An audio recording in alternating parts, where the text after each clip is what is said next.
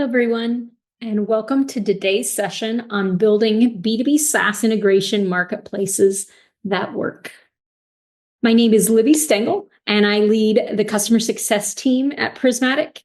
And I have a lot of experience in the B2B SaaS world, both from startup all the way to private equity-backed businesses.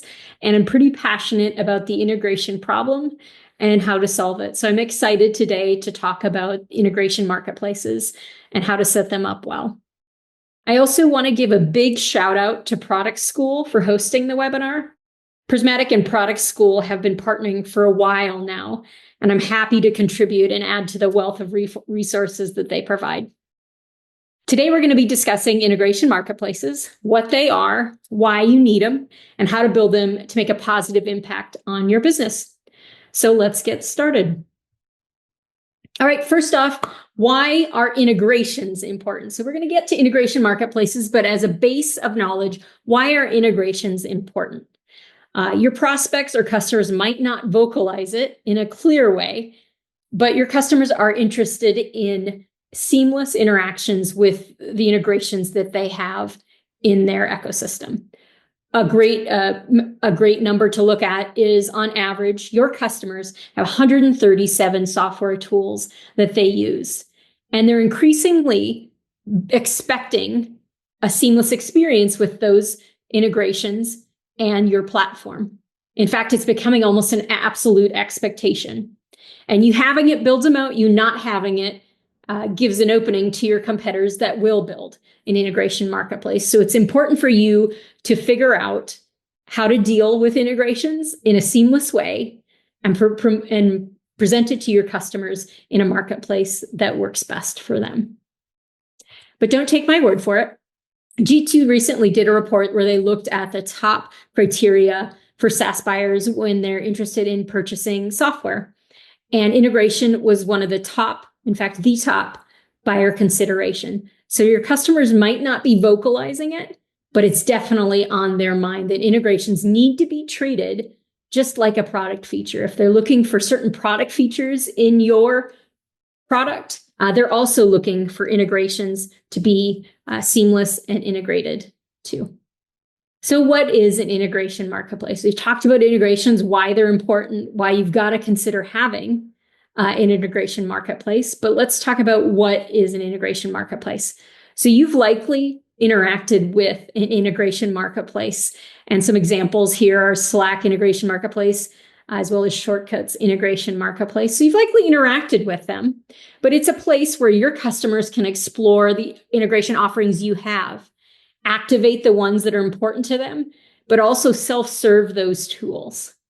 So I'd like you to take a moment and think about a good integration market experience you had and maybe a poor one. Maybe you were working in Slack and wanted to do integration with Asana. How did that go? Did that go well or not so well? Or you were in Shortcut and you wanted to look up at a Dropbox integration or maybe a Zendesk integration. Was it an easy process? Did you have everything you need to configure it up front? Did you understand what you were building? Those are all great questions for you to consider when we're talking about integration marketplaces and how you want to build one that's effective for your product. So some benefits of an integration marketplace are, of course, increased adoption, as well as reducing your support team workload and also improving customer retention. When we were talking to customers about this topic, around what are the benefits they're seeing from an integration marketplace, we had customers talk a lot about customer engagement. We had one customer that was part of a kind of a legacy vertical around manufacturing and systems around manufacturing management. And it was a struggle to get people to convert from that sort of legacy mindset of large monolith systems into a more segmented tech stack. And this marketplace really empowered their users to understand and change that mindset, where an integration doesn't have to be months of work. You can configure it on your own. And that was a mind shift change. And once those customers realized that, once they was presented with the ease of use for an easy integration marketplace experience, boy, that helped increase adoption. And once they had one integration done, they were off to the races for more. They also talked about the decreased support load. So previously, customers told us that you could only deploy integrations through their API, or they had to deploy some custom Python script that they had to build. And that's not a great experience for anyone involved. But with a marketplace, anyone, even non-software engineers, non-technical folks, can go into that marketplace, quickly understand what they need, and go through the process to configure it and enable an integration without the use of code. And then the last piece, that when we were talking to customer, we talked about retention. Once you have customers that know how to build integrations, feel empowered that they can do it on their own via a marketplace, they're going to implement more integrations. They're going to look through all of your marketplace and say, what other integrations are available where I can increase the value of their product? And so that immediately means they're stickier and you're able to retain that customer longer. So then let's get into what's important to consider when you're going to build that integration marketplace. First off, you have to be able to find it. Your customers have to be able to find it. Next, they have to understand what that integration is, what you're going to accomplish when you set up this integration. Then you want to enable your customers not just to activate, but be empowered to configure those integrations on their own, to end up in the holy grail, which is customers that have self-supported their integrations, where they can set it up, configure it, and then also monitor and troubleshoot those integrations. So those are the 5 keys you want to have in place to build a great integration marketplace. So the first off is make it discoverable. The way you think about making an integration marketplace discoverable is to have it readily available wherever the customer is at. So meet them where they might be looking for an integration. Include it in your main navigation. Don't have it hidden off in the settings tab, and also highlight it in your docs. So a great example here from Shortcut is that I went to my section by my name, and it had integrations highlighted as part of that drop-down box. Easy to find. But you should also have it available in other parts of your application. When they go to the search bar, maybe in Docs, where they look for, if they're in your application and they look for Slack, a Slack integration reminder shows up and says, hey, are you interested in doing the Slack integration? And when they click on that, they can go right to that integration page in integration marketplace. And then when they're on that integration marketplace, you want to be able to have them filter it by what they're interested in for integration. And then last, classify it by verticals too. A lot of customers are looking for all the CRM integrations, all the support ticketing integrations, all the communication tools like Slack and Teams. So have it be able to be organized under specific verticals like CRMs, like ticketing. That helps customers find all the integrations that might be available to them, as well as they're more likely to enable maybe not just Salesforce, but also Salesforce, HubSpot, Pipeline, Zoho, all of those CRMs that are available to you. And as we talked about, that makes a customer very sticky. The more integrations you have available, the more that they're going to implement and have available to them, and makes them sticky. Next up, make it understandable.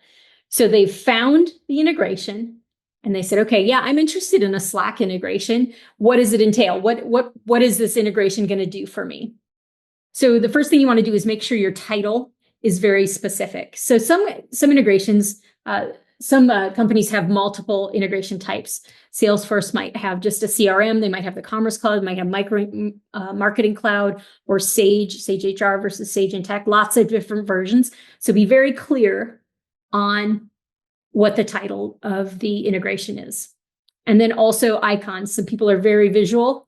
And so if you have an icon that's very clear to that version of software or that type of software, please make sure that's part of your integration marketplace so they immediately recognize that icon. The second thing is include essential integration details. What that means is a very short summary of what it does, what direction this data is going to go, as well as prerequisites that they'll need and dependencies that they'll need to set up the integration, which is the next step of it. And then finally, if there's room and it looks nice together, make sure you include a use case for it. Integrations have pretty common use cases across customer bases. So provide the most common use case as part of it. Next up, the customer has found, they understand that they want this integration, and now they're going to activate it. So they're saying, yep, I want to click this button to start activation. So some situations, you might want to be part of that process of them first activating it. In fact, talking to our customers, oftentimes they start their integration marketplaces with a little bit of white glove service, where they work alongside customers on the first few integrations as part of that marketplace to make sure they understand the customer experience, but also to help that customer activate that integration. So helping them along the way to start will help both of you learn and get that integration activated. And oftentimes that leads slowly and scales into customers having a seamless experience because you're learning and improving that activation experience with them and removing that friction that they might see. So then we're into the configuration piece. And this is oftentimes where your customers are going to struggle, where they might bail. So it's super important that this configuration experience is clearly laid out to them and made very seamless. And the challenge there is that almost all integrations require some configuration. You just can't click a connect button and everything happens magically. Auth is needed at a minimum. You might also want to think about data mapping, where last name is mapped to surname, or you might want to think about different metric versus imperial or different kinds of configuration that customer might want as part of their integration or might be unique to that integration. But the overall goal is to have that customer configure and do as much as possible with you hands off as much as you can. So when we talk to our customers about how they configure to make their integration marketplaces super effective, what we heard is that it depends on the complexity, how deep into, if it needs white glove service, or if it can be handled by docs. And really their end goal was to make it as self-service as possible. But they also said that they usually started hands-on so they could learn as part of that.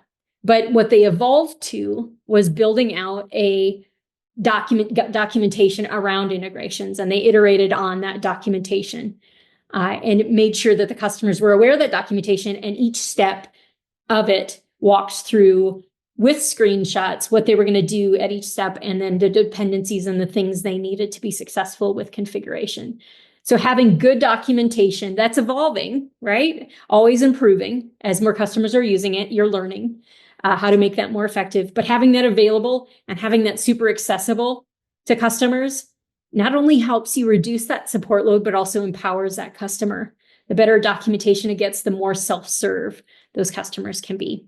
And that's really what our customers talked about too when we were talking about the best ways to configure integrations in that integration marketplace, is that the more iterations you do, the more refined and seamless you make this process, the less tech savvy people can approach this and feel confident in it. So make the options much more clear, make it leading to the next question, and then also make sure you consider how constrictive you want to be and how much free rein you want to give your customers with these integrations. Do you want to make them very constricted and easier to implement, or maybe a little more complex, a little more tech savvy folks for the configuration of it? Those are all decisions you have to make as part of this. But our customers have talked about documentation, iteration, as well as just working alongside your customers, at least to start, to make sure you understand their experience.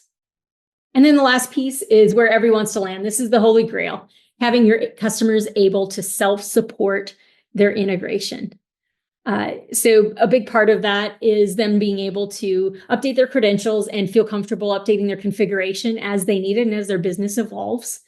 But also giving them the opportunity, once this integration is live, to be able to check on that status, to view the logs, to understand when something doesn't go right. First of all, they're alerted. And then second, they're given opportunities to troubleshoot themselves.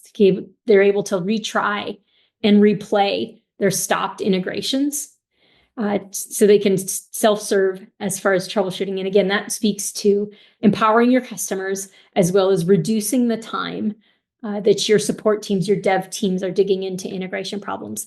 And we all know that integration problems can be very complex. So empowering your customers who know more about their integration than you do is always a good bet. So thinking back on the integration marketplaces that you've ran into, did you feel like they were self-serve? What were the sticky points for those integrations? You realized you wanted that integration. You clicked to activate it. What happened after that? Did you feel empowered that through that experience, you could self-serve that integration? So when you're thinking about your integration marketplaces, make sure you take into account your personal experiences, because you do have a lot of great knowledge on what looks good because you've been a consumer of integration marketplaces. So takeaways: make sure that your integration marketplaces are very discoverable. It shows up in many different places throughout your application, so customers are naturally pushed towards that marketplace.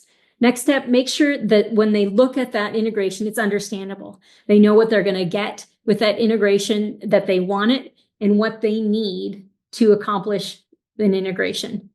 Next step, empower them and make them confident that they can action and complete that integration configuration process on their own.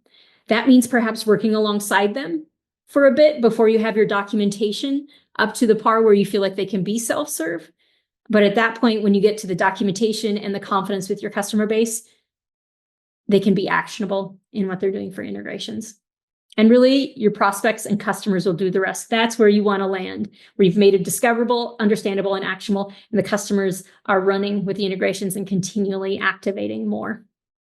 Thank you for joining us today. If you're interested in learning more about building integrations, please check out our resources at prismatic.io. Thank you so much to Product School for hosting, and have a great day.